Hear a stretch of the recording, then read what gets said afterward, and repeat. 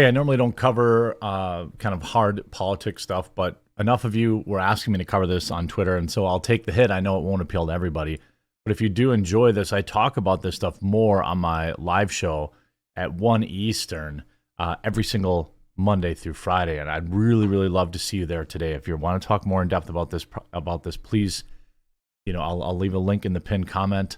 I'd love to see you there. Things are getting pretty scary. Now, I'm not going to do, for a long time, I kind of poke fun at Tim, whom I greatly respect what he's built, his work ethic and drive. I've poked fun at his Civil War calls for a long time. And I guess it's mostly because up until now, I felt like, come on, player, But now as, each hour passes, we are getting states lining up on one side or the other of this border conflict. Essentially, in a nutshell, Texas has decided that they would like to protect their border. Their border also happens to be the international border between the United States and Mexico. Joe Biden and the Supreme Court in the United States has tried to and said they cannot defend their own borders. They cannot stop the endless wave of migrants. It would be unconstitutional, they say, even though sanctuary cities apparently are, by that very same logic. I don't think most people have any real idea of the number of people pouring over our borders in the South. And, there's always this perception by the mainstream press that it's just women and children, seeking asylum. They need help. Everyone I see is a military age male. These huge swaths of men coming over our borders and from all over the world. I mean, they're getting people from China they picked up over there. They're coming. I mean, it is a sieve for people to come into this country. Are there some good people among them? People that just want to live the American dream? I'm sure there are. Are there some bad people among them that seek to hurt America, its citizens, and others? I'm sure there are. The policies of Joe Biden have led to some of the largest migrant caravans. We're talking tens of thousands of people pouring over the border in the South. We can't handle it. What did Texas start doing? They started busing them into Democrat cities, New York, Chicago, things like that, sanctuary cities. And they're already crumbling.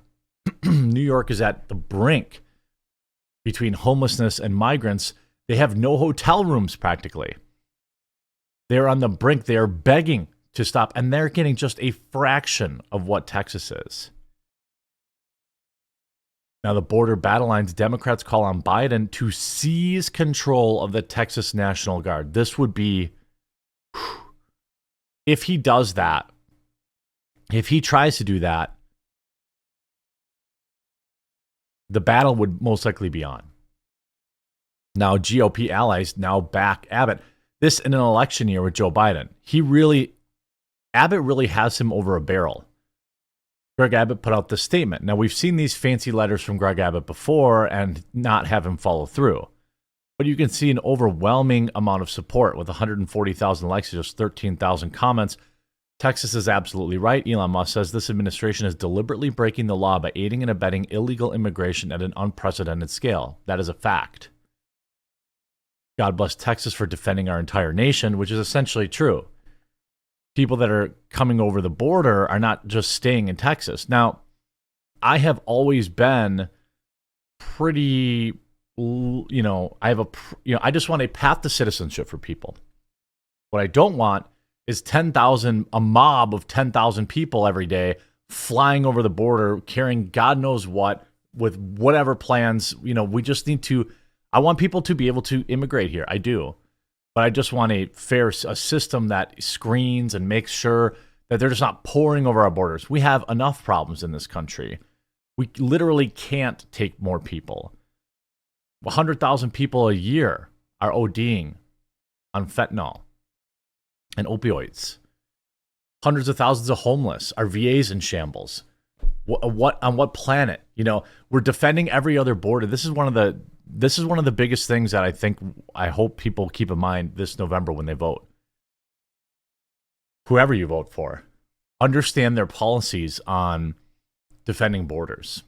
At right now, you, and if you're in America or maybe other nations too, your money is being sent to defend borders in Israel, defend borders in Ukraine.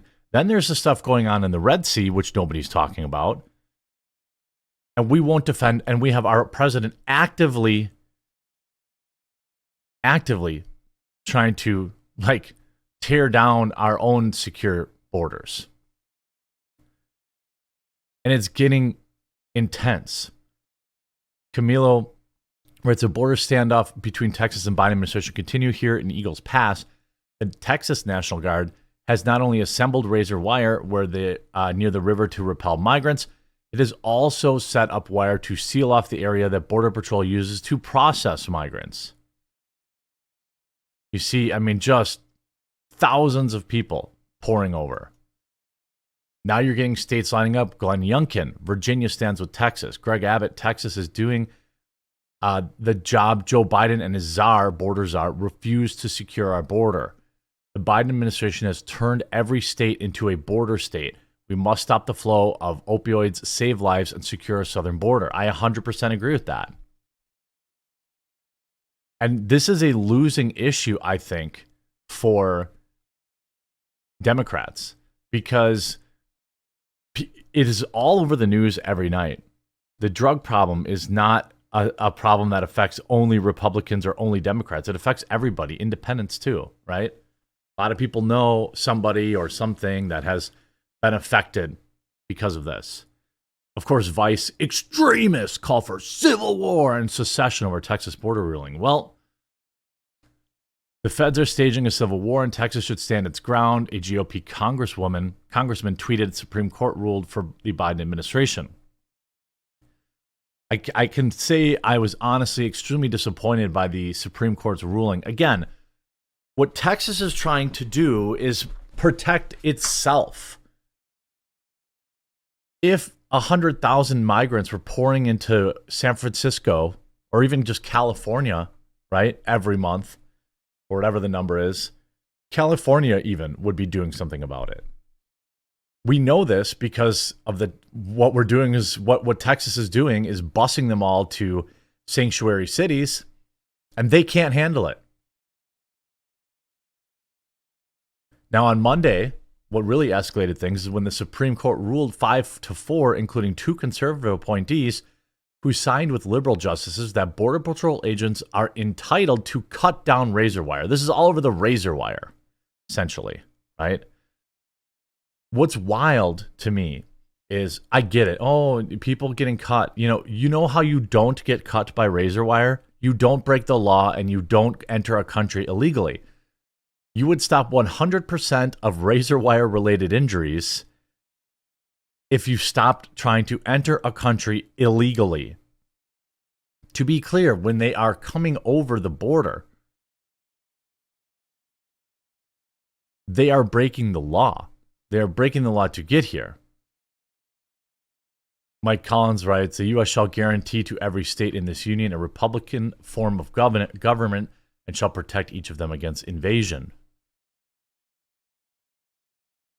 And if you see now, you have a long list of states: Arkansas, Florida, Iowa, Idaho. Now, I've not seen all of these individually. I've seen Oklahoma. I've seen Virginia, North Dakota, Ohio, Oklahoma.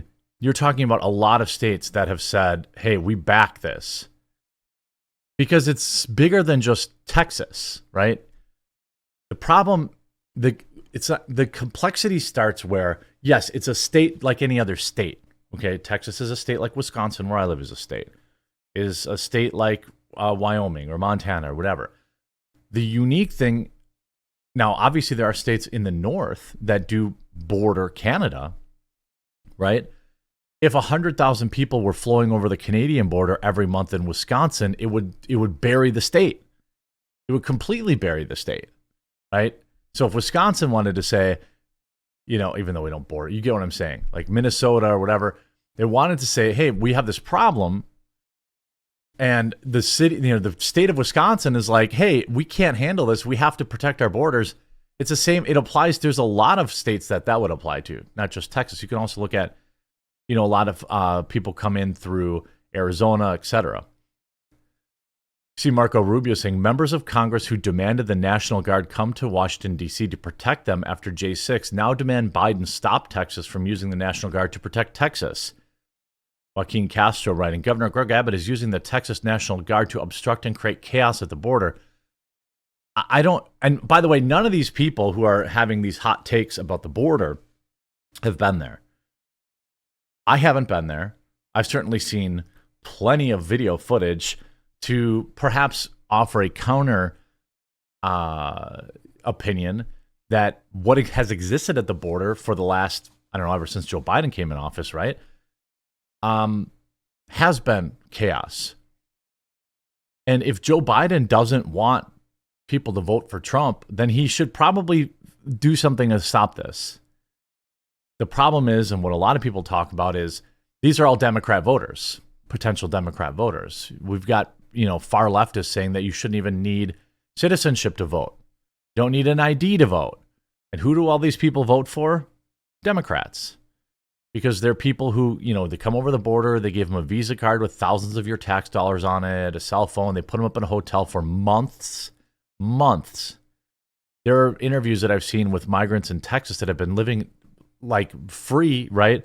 Food, meals, living in a hotel. You got a room service, or probably not room service, but a maid service probably. All this stuff paid for by you for months, not like a couple days so they get things sorted out. It's an invasion at the southern border. If Biden does take this next step, things are going to get scary, very scary. And Tim Pool is going to end up probably right about his call for some sort of civil unrest. Whatever that looks like, I don't know, and I sure don't want to find out.